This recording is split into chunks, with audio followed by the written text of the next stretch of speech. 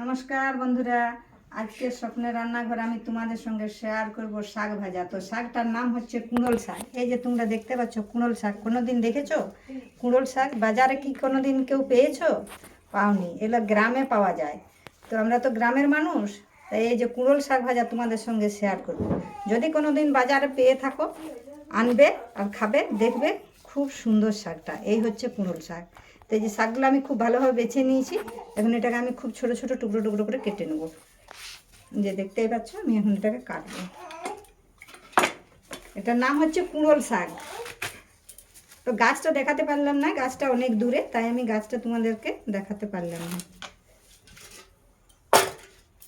এরপর আমি কোনোদিন গাছটা দেখাবো, যেদিন আবার হবে সেদিন আমি গাছটা দেখাবো।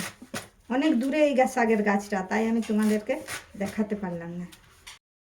তো এই যে দেখতেই পাচ্ছ বন্ধুরা, শাকটা আমি কি সুন্দর কুচি কুচি করে কেটে নিয়েছি। এই শাকটা এরপর আমি একদম ভালোভাবে ছেঁকে নেব, যেন যেন ধুলা ময়লা না থাকে। অবশ্যই একটু ধুলা ময়লা থাকবে, কোনো না, এটা গাছের শাক, এটাই ধুলা না থাকারই কথা, কিন্তু তবুও আমি একটু ভালো করে ধুয়ে নিচ্ছি। যেভাবে ভালো করে ধুয়ে নিচ্ছি ছেঁকে ছেঁকে। তো এই যে দেখতে পাচ্ছ বন্ধুরা, আমি উনুনে কড়া বসিয়ে নিচ্ছি। এতে আমি শাকগুলো দিয়ে দেবো। একটু ভাপিয়ে নিতে হবে শাকগুলো, তার জন্য যে আমি কড়াই দিয়ে দিচ্ছি।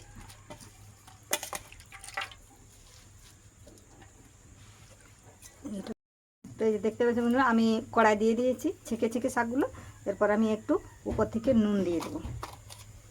তো শাক তো একটু নুনটা ঠিকঠাক দিতে হবে, তো আমি এখন একটু কমেই দেবো, যাতে সিদ্ধ হওয়ার পরে একটু দেখে শুনে তারপর যদি নুন লাগে তখন আমি আর একটু নুন দেবো।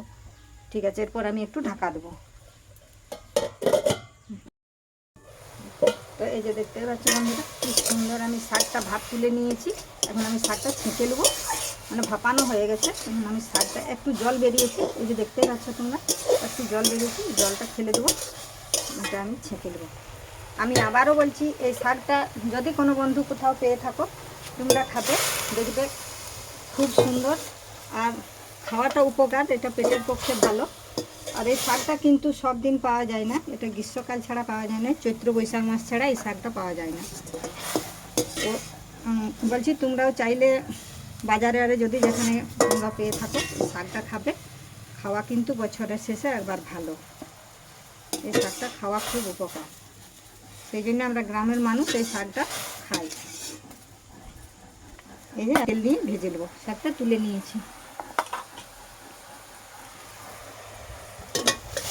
এই যে দেখতে পাচ্ছি বন্ধুরা, কড়া গরম হয়ে গেছে। আবার এটা আমি তেল দিয়ে একটু শাকটা ভেজে নেবো। যে তেল দিয়ে দিচ্ছি,